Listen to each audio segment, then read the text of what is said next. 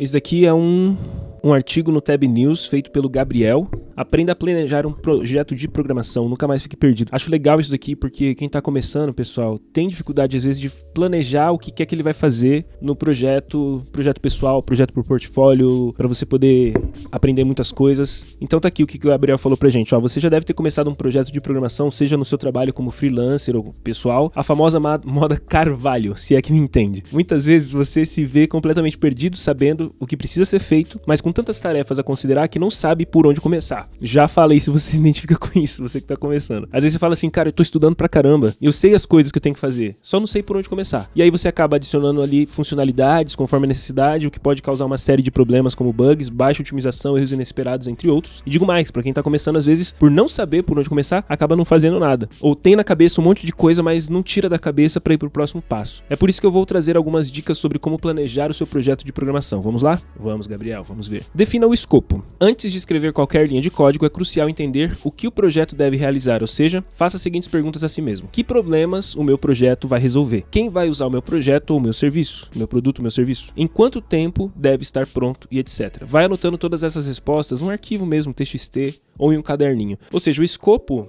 é você definir todas as coisas que você vai colocar ali no projeto. Olha ali que ele está dizendo, né? Qual que é o problema? Qual que é o grande problema? Quem é que vai usar? Em quanto tempo eu imagino, eu estimo que vai estar pronto? Escopo. Então eu tô criando todo o ambiente para eu falar tudo que meu projeto vai fazer. Quanto mais você escrever isso, melhor. Vou contar uma história para vocês. De quando eu fui fazer um dos projetos pessoais. Eu acredito que foi um dos mais sozinhos que eu já fiz em questão de freelance. E aí eu tinha ali um pouco de insegurança, mas eu tinha uma certeza. Eu tinha que sentar com a pessoa e ouvir dela, que era dona do produto, o que é que ela ia querer fazer. Hoje, no esquema corporativo, você tem Product Owner, o PO, ou seja, o dono do produto. Essa é a resposta. Quando você está com o seu cliente, o dono do produto é o seu cliente, só que você precisa extrair da cabeça dele o que ele quer para o projeto, porque ele não vai saber direito o que ele quer. E você também não sabe exatamente o que a pessoa quer. Por isso, você precisa fazer muitas perguntas nesse processo e ir anotando tudo. Aí eu lembro que eu tinha um monte de post-it. Então eu tinha um caderno e aí eu fui nessa reunião com um monte de post-it. Enquanto a pessoa ia falando, eu ia colocando nos post-its para depois eu reorganizar as ideias no post-it, né? Porque eu não ia escrever tudo e depois ter que passar limpo. Nos post-its eu ia falando, o que você quer ter? Eu quero ter um sistema de cadastro de produto. Cadastro de produto, deixava aqui no cantinho. O que mais? Eu tenho que ter um cadastro de cliente. O que mais? O cliente ele tá localizado no endereço que eu tenho que levar o produto.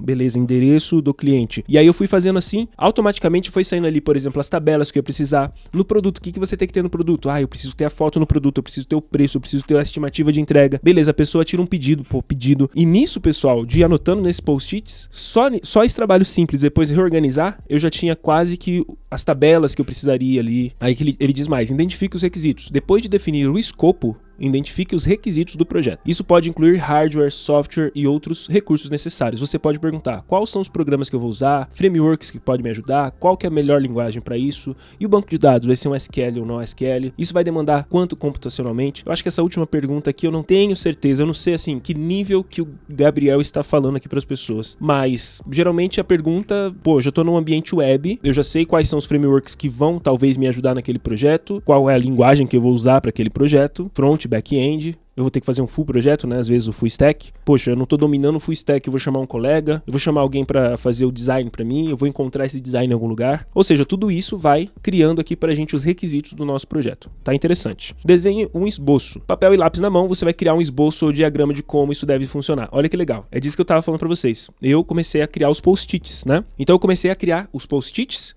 para depois, no caderno, ir organizando eles. E através disso, isso é a questão do diagrama. O diagrama você desenha, você escreve. Você pega aqui o seu caderninho, aí você vai colocar aqui, poxa, eu tenho uma tabela de clientes. Aí você vai fazer um risquinho assim, deixa eu ver se dá pra ver. Um quadradinho, quase não dá pra ver, né? Você faz um quadradinho ali. Essa é a tabela de clientes, por exemplo. Só que assim, tá feio, né? Aí você fala ali, o cliente vai se relacionar com quem? Com quem que o cliente se relaciona?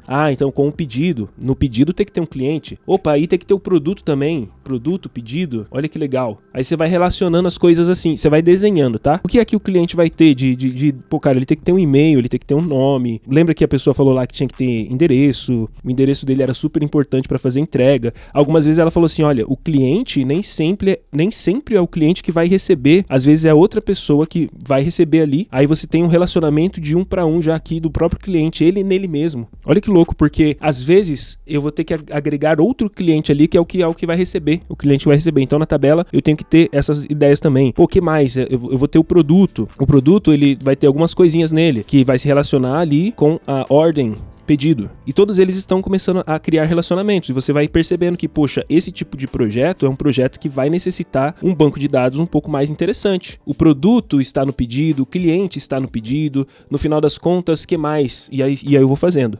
Tá sacando como que você vai desenhando? E tem que desenhar. Porque o que acontece muitas vezes é que a gente não consegue ir pra frente no projeto porque a gente não consegue tirar da nossa cabeça e fazer os passos que a gente tem que fazer. Fazer as perguntas que a gente tem que fazer. E às vezes é só desenhar, é só escrever, que isso já ajuda a gente a dar uma, sei lá, ir um pouquinho mais pra frente, tá bem? Por exemplo, aqui ele já tá falando a mais, né? A arquitetura do sistema, o design da interface do usuário, outros detalhes. Inclusive, faz sentido talvez você fazer os mockups, e esses mockups é o quê? São os desenhos que você vai fazer. Ele tinha um outro nome aqui, só me fugiu a cabeça. Mas quando você desenha e você coloca ali, aqui vai um campo aqui, e você fica num desenho que é quase que um rabisco, só para definir quais são os campos e tudo mais que você vai colocar no seu projeto. Tá entendendo o que a gente está criando aqui no sistema? Então eu criei uma tela, na tela eu coloquei o campo do nome do cliente, do e-mail, tudo isso que eu escrevi, wireframe, obrigado Namiso, wireframe. Ou seja, em maneira de rabisco mesmo, que seja no meu papel ou naquele programinha ali, eu vou só colocar os campos que eu quero imaginar no meu programa depois. Só para criar as telas. Veja, eu não entrei no código ainda. Eu tô só colocando para fora aquelas coisas da cabeça, porque eu falei, quem tá começando não tá conseguindo escrever essas coisas. Inclusive, ele tá falando aqui, ó, realmente gosto de usar papel e lápis para isso, mas se você for muito fresco, eu recomendo o site ScaliDraw, que era inclusive esse site que a gente tá usando aqui. Esse daqui é o TLDraw, mas enfim. Como que eu criaria aqui? Pois é justamente, você tem que criar aqui vai ser o campo de nome, aí você vai imaginando aqui, ó, nome, é só isso, pessoal, e tem que ser feio mesmo, não precisa ser bonito. Eu tenho que ter o e-mail, não precisa ser bonito, você precisa pensar tudo que é que você vai criar ali. O que eu recomendo? Recomendo que seja na mão, papel e caneta. Motivo, já explico. Tem esse professor Pierluigi, não sei se vocês conhecem, um grande educador já falecido, mas pesquisem depois porque ele ensina muito sobre aprender a aprender. E o Pierluigi, o professor, ele falava assim, pessoal, quando você vai escrever uma letra A e uma letra B, o processo cognitivo ele tem diferença da letra A para a letra B. No papel, você está fazendo maneiras diferentes de escrever a A e a B. Então você está acessando coisas diferentes no seu cérebro, trabalhando mais o seu cérebro. Quando você só digita as teclas, você está sempre fazendo um único processo, digitar teclas. Você não está fazendo a diferença, você não está fazendo o quadrado, a bolinha, o nome. Só por você estar fazendo esse processo de escrita, você está trabalhando o seu cérebro com mais coisas. E isso é legal. Você trabalha o seu cérebro de outras maneiras. Super recomendo você rabiscar mesmo, ao invés de você chegar e só fazer os desenhos no computador, o que é possível também, tá? Mas é pra você poder rabiscar mesmo. Dúvidas sobre divida o projeto em tarefas menores. Super importante isso daqui. Eu lembro exatamente de conversar com uma pessoa que trabalhava muito na área, e essa pessoa, eu tô esquecendo o nome dele, na minha cabeça tá com P, pode ser Pedro, pode ser Paulo, não lembro, mas ele era um alumni. Então, ele era um alumni, ex-aluno da Rocket City, e ele falou essa dica numa dessas conversas que eu tinha de alumni, que tem muitos vídeos no canal da Rocket City, inclusive, pra vocês assistirem. Vocês vão aprender muito com a cabeça dessa galera. E ele falou isso, ele falou, cara, uma coisa que eu aprendi muito na minha área, vai ser me dado uma tarefa, eu preciso estimar o tempo de entrega, mas nem sempre eu consigo fazer a tarefa inteira, não dá, às vezes é uma tarefa muito grande, e eu sempre quebro em tarefas para que eu tenha 3 tarefas no meu dia. Ele falou algo semelhante a isso. Então eu tenho que conseguir fazer 3 tarefas num dia. Então tá gigante. Eu vou quebrando as tarefinhas. Eu consigo fazer uma tela hoje? Beleza. Eu consigo fazer 2 telas hoje? Beleza. Eu consigo fazer 3? 4 eu já não consigo, então beleza. Eu vou fazer só as 3. Tô falando de uma maneira simples, mas tem muita coisa que você vai percebendo nesse caminho e você vai melhorando a sua entrega. Então divida o projeto em tarefas menores e gerenciáveis. Isso tornará o projeto menos avassalador e mais fácil de gerenciar. Imagina que você é um engenheiro de machine learning e precisa construir uma API para identificar as mensagens de spam. Então você vai precisar coletar dados, limpar e rotular dados, treinar o modelo de Google Colab usando TensorFlow, validar o modelo, retreinar, etc, etc, etc. Ele está só mostrando como que ele quebraria isso. Mas dentro de coletar dados, será que eu consigo fazer em um dia essa tarefa, em 2, 3, uma semana? Será que eu vou precisar quebrar em tarefas menores ainda? E assim vai. E é interessante criar um cronograma de tempo para cada tarefa. Isso é ótimo para você aprender a estimar tempo de entrega e tudo mais. Aí você vai precisar testar e revisar. Lembre-se sempre de testar o seu código, ou seja, aqui, no momento que você dividiu as tarefas menores, aí você já está partindo para o código mesmo. A diquinha dele lembra de teste, né? Teste o seu código para garantir que ele esteja funcionando como esperado. Depois que o projeto estiver concluído, teste-o completamente para garantir que não haja bugs ou problemas. Com base nos resultados dos testes, você pode precisar revisar e iterar. Isso é normal, faz parte do processo de software. E isso é bem legal. Eu conto para vocês que um dos melhores softwares que eu fiz na minha vida, eu fiz ele usando a estratégia do TDD, que é você fazer os testes, mas eu não fui à risca, né?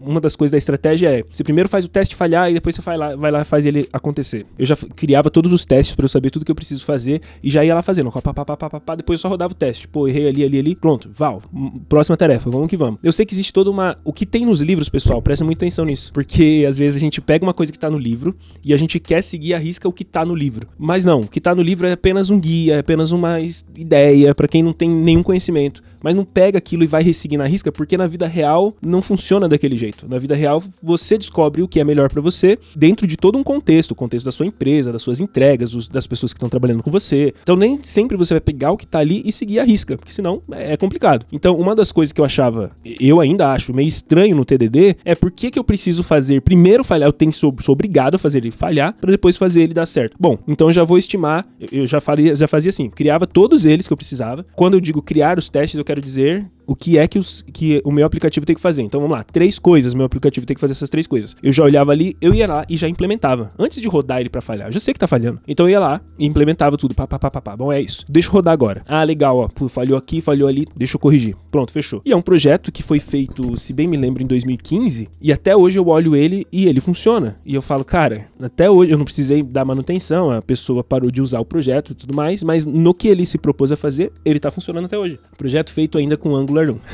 Mas é isso, quando a gente pega uma estratégia e aplica, provavelmente a pessoa que planejou aquilo, ela planejou para ajudar a gente a ter melhores entregas. Então a ideia do teste é muito legal. Então como você pode planejar seus projetos? Ou você é daqueles que vai dançando conforme a música? Muitos dos meus projetos eu vou dançando conforme a música, confesso. São projetos pequenos, projetos que às vezes eu tô sem pretensão nenhuma, eu danço conforme a música, confesso. Eu não paro e faço todo o planejamento para todo o projeto. Mas quando é questão profissional, eu trabalho muito bem em planejamento, porque, cara, é dali que seu projeto vai durar. Achou que ficou faltando alguma coisa ou discordou de alguma coisa? Comenta aí. Grande. Olha, e a fonte ele trouxe do Medium, não sei, enfim. Mas aqui é o Gabriel, tá lá na Tab News, baita projeto. Baita post.